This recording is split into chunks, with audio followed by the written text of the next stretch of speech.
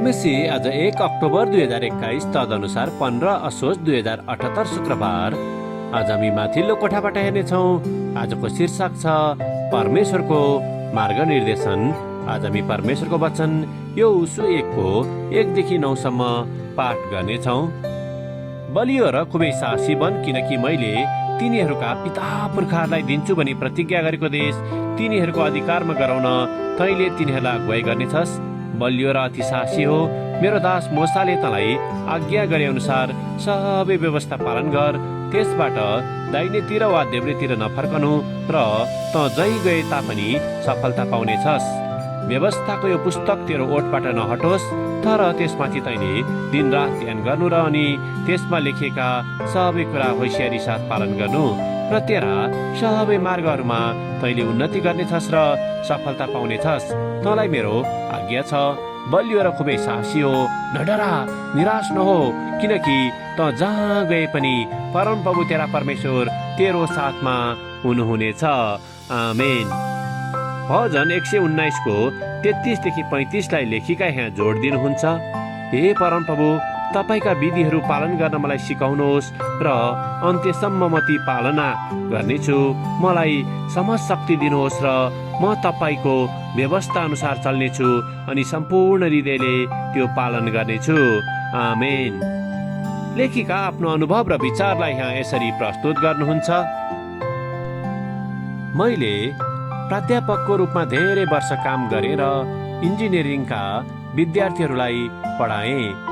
मेरो भूमिका विद्यार्थीहरूलाई उनीहरूको पढाइ अन्तर्गतका कामहरूमा मार्गनिर्देशन गर्नु थियो, ताकि सेमेस्टरको अन्त्यमा उनीहरूले वर्षभरिको परियोजनाका आवश्यकताहरू पूरा गर्न सकुन्।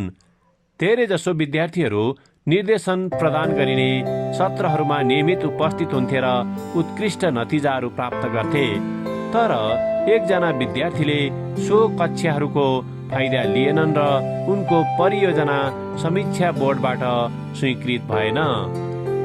हामी प्रायजसो परमेश्वरसित उहाँको वचन अध्ययन गरेर बिताउने समयलाई घटाएर हाम्रो आत्मिकी स्वास्थ्यको व्यवस्था गरिरहेका हुन्छौँ, तर हाम्रो मार्ग निर्देशनको निम्ति परमेश्वर सधैँ उपस्थित हुनुहुन्छ। यहोशूको पुस्तकबाटको आजको धर्मशास्त्रले हामीलाई परमेश्वरको वचनलाई हाम्रो जीवनमा प्रमुख कुरा बनाउने सम्झना गराउँदछ। प्रत्येक दिन हाम्रो विश्वासमा समय लगानी गर्ने, धर्मशास्त्रको अन्वेषण गर्ने र हाम्रो अघि दिइएको परमेश्वरको मार्ग निर्देशन प्रति खुल्ला हुने एउटा अवसर हो। यी अभ्यासहरूले हाम्रो जीवनलाई समृद्ध बनाउँदछ र परमेश्वरको महिमा गर्दछ। आमेन। आजको विचार, आज म परमेश्वरको मार्ग निर्देशनको खोजी गर्नेछु र त्यसलाई पछ्याउनेछु। प्रार्थना। हे परमेश्वर, जब हामी तपाईसँगको समयलाई प्राथमिकता दिन असफल हुन्छौँ, हामीलाई क्षमा गर्नुहोस्। तपाईको वचन हाम्रो हृदयमा लेख्नुहोस् र हाम्रो समझ बढाउनुहोस्, ताकि हामी तपाईको मार्ग निर्देशनको निम्ति सधैँ खुला रहन सकौँ। यीशुको नाउँमा आमेन। आजको लेखिका लिली क्यास्ट्रो, म्याड्रिड, स्पेन। आजको प्रार्थनाको विषय प्रशिक्षकहरूको निम्ति।